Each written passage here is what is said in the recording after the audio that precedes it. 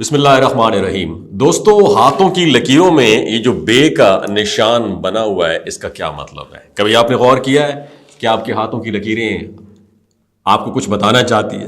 کچھ لوگوں کے ہاتھوں میں ایک خاص نشان بنتا ہے جو عربی حرف بے کی طرح دکھائی دیتا ہے۔ کہا جاتا ہے کہ یہ خوش نصیبی کی علامت ہے کہ جن کے ہاتھ میں یہ نشان ہو وہ بہادر، خود مختار اور قسمت کے دھنی ہوتے ہیں۔ لیکن کیا واقعی قسمت ہاتھوں کی لکیروں میں لکھی ہوتی ہے یا صرف ایک وہم ہے؟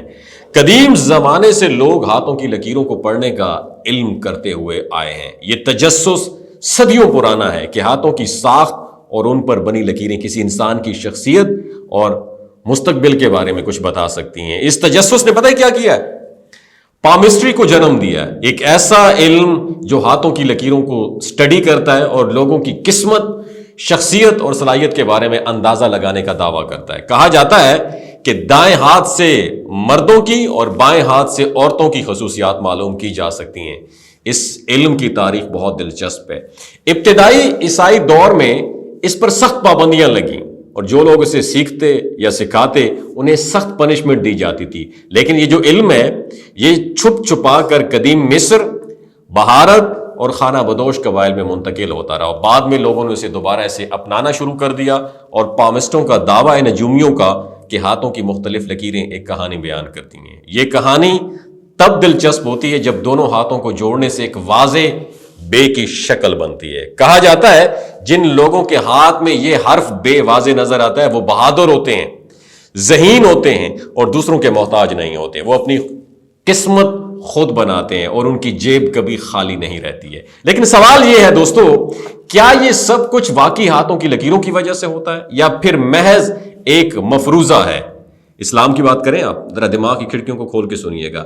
اسلام میں قسمت اور مستقبل کے علم کے بارے میں واضح ہدایات موجود ہیں۔ ایک حدیث کے مطابق جو شخص کسی نجومی کے پاس جا کر کوئی سوال پوچھے اپنی قسمت کے بارے میں تو اس کی 40 دن کی نماز قبول نہیں ہوتی ہے۔ اس طرح پامسٹری کو بھی علم نجوم کی طرح غیر معتبر سمجھا گیا ہے اور اس پر یقین کرنا درست نہیں ہے۔ سائنس کی بات کی جائے، میں نے اسلام کی بات کی، اب میں سائنس کی بات کرتا ہوں۔ سائنس بھی آج تک اس بات کی تصدیق نہیں کر سکی کہ ہاتھوں کی لکیریں کسی کی قسمت کا تعین کر سکتی ہیں، نہیں کر سکی۔ یہ ضرور سچ ہے کہ ہر انسان کے فنگر پرنٹس بڑے یونیک ہوتے ہیں اور آئیڈینٹیفیکیشن کے لیے استعمال کیے جا سکتے ہیں، لیکن فنگر پرنٹس کے علاوہ ہاتھوں کی لکیروں کی قسمت سے جوڑنا محض ایک قیاس آرائی ہے۔ یہی معاملہ انگوٹھے کا بھی ہے۔ بعض لوگ یہ مانتے ہیں کہ اگر انگوٹھے کی ساخت اور حرکت کسی کی شخصیت اور صحت کا حال بتا سکتی ہے۔ کچھ کا ماننا یہ ہے کہ جب انگوٹھا کمزور ہو جائے اور ہتھیلی پر گر جائے تو یہ موت کے قریب ہونے کی علامت ہو سکتی ہے۔ لیکن یہ سب روایات اور بے بنیاد اندازے ہیں، سائنس کا کوئی اس کے ساتھ کنیکشن نہیں ہے۔ اصل حقیقت یہ ہے کہ انسان کو اپنی زندگی کے فیصلے عقل، اپنے ایکسپیرینس، ایکسپوجر اور محنت کی بنیاد پر کرنے چاہیے، نہ کہ ہاتھوں کی لکیروں پر بھروسہ کر کے۔ اگر کوئی دست شناسی کو محض ایک علم کے طور پر لینا چاہے، سیکھنا چاہے تو یہ ایک بالکل آؤٹ آف دا باکس بات ہوگی، الگ بات ہو، لیکن اسے حقیقت سمجھ کر اس پر یقین کر لینا ہرگز درست نہیں ہے۔ دنیا میں بے شمار لوگ ایسے ہیں جو بغیر ہاتھوں کی بھی کامیاب زندگی گزار رہے ہیں، بڑے بڑے کارنامے سر انجام دے چکے ہیں۔ اگر نہیں یاد آتا، اگر آپ کو بالکل سمجھ نہیں آتی تو نیک ووجیچک جو دنیا کا سب سے بڑا موٹیویشنل اسپیکر ہے، نہ اس کے دونوں ہاتھ ہیں نہ اس کے دونوں پاؤں ہیں، وہ پھر بھی بڑے بڑے کارنامے سر انجام دے رہا ہے۔